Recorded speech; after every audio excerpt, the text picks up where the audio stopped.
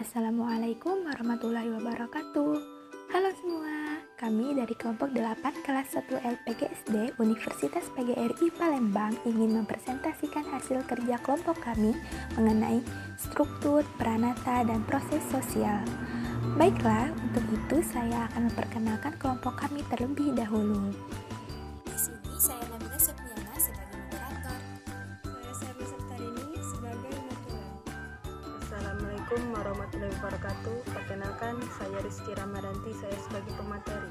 Perkenalkan, saya Ririn sebagai pembaca materi kedua. Warahmatullahi wabarakatuh. Saya Risaini Hayati.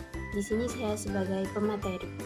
Di materi yang akan dibahas pada penjelasan kali ini yaitu yang pertama, struktur yang akan dijelaskan oleh Rizky Ramadanti.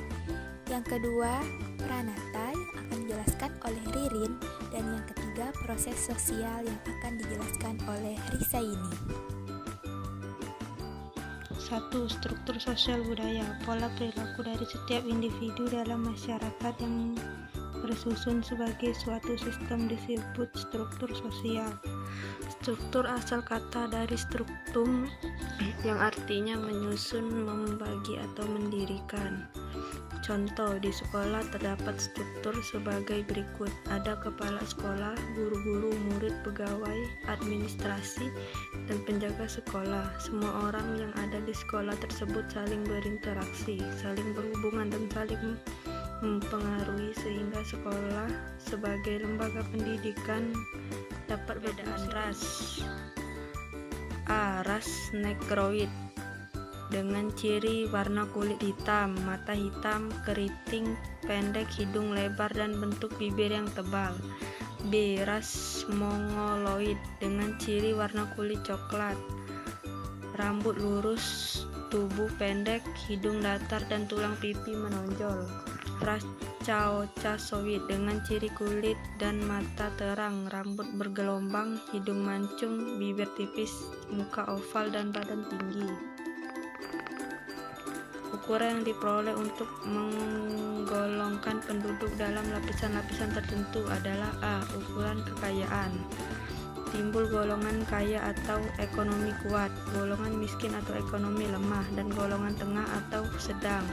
Ukuran kekuasaan. Timbul golongan penguasa dan yang dikuasai. C. Ukuran kehormatan. Timbul golongan yang berpengaruh dan dihormati dan golongan yang terpengaruh. Biasanya ukuran ini umumnya dapat pada masyarakat tradisional. Di ukuran ilmu pengetahuan, timbul golongan cendekiawan dan masyarakat biasa.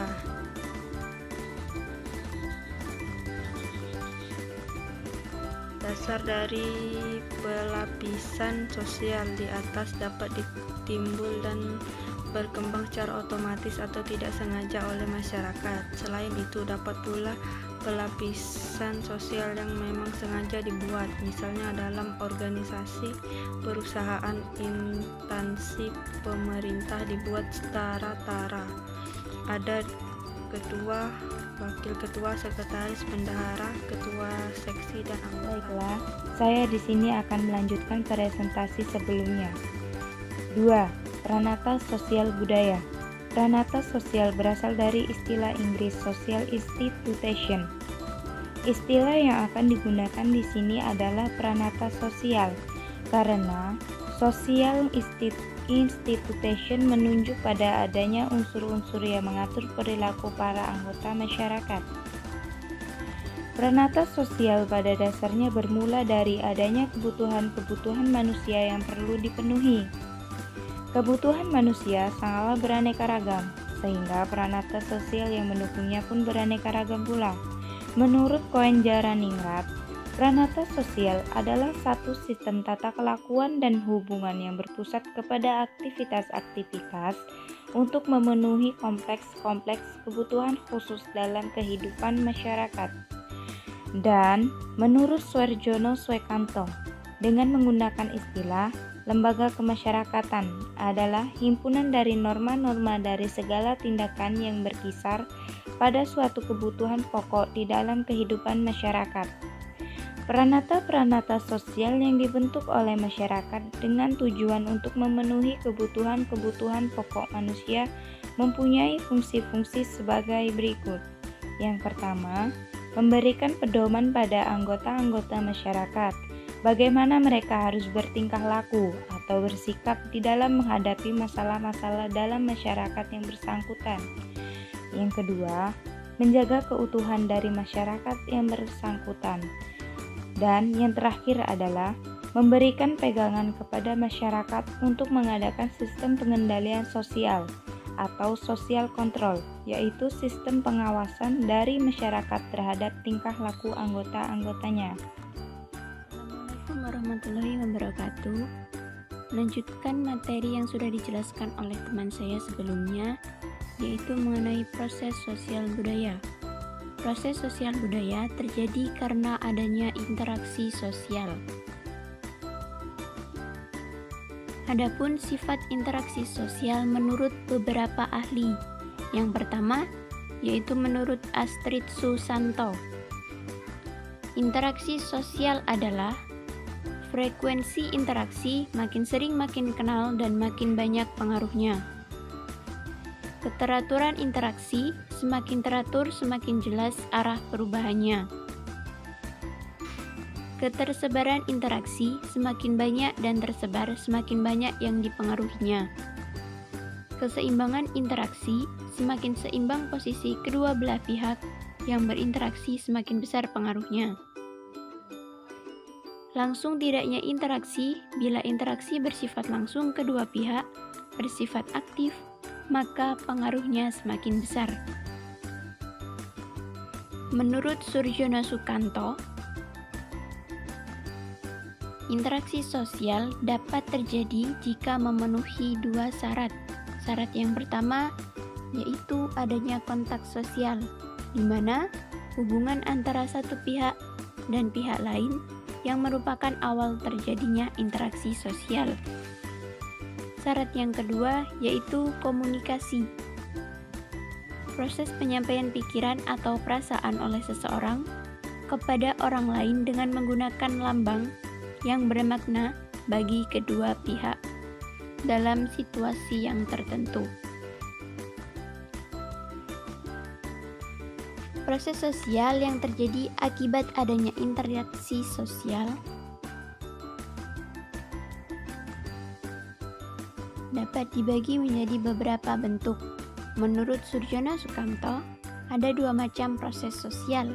Yang pertama, yaitu proses yang asosiatif, yang terbagi menjadi tiga, yaitu kerjasama, akomodasi, dan asimilasi. Yang kedua, yaitu proses yang disosiatif, terbagi menjadi tiga juga, yang terdiri atas persaingan, contravention, pertentangan atau pertikaian.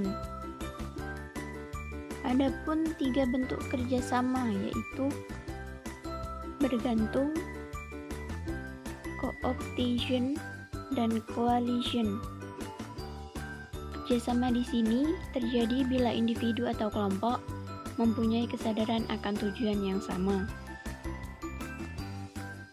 Yang pertama bergantung yaitu perjanjian pertukaran barang atau jasa.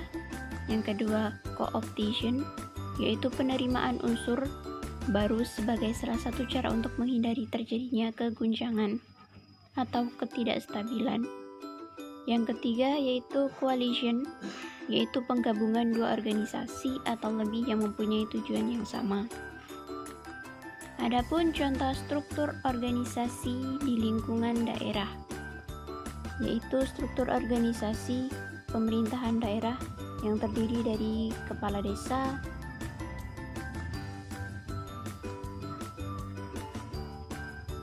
sekretaris desa, dan beberapa kaur yang dibagi lagi menjadi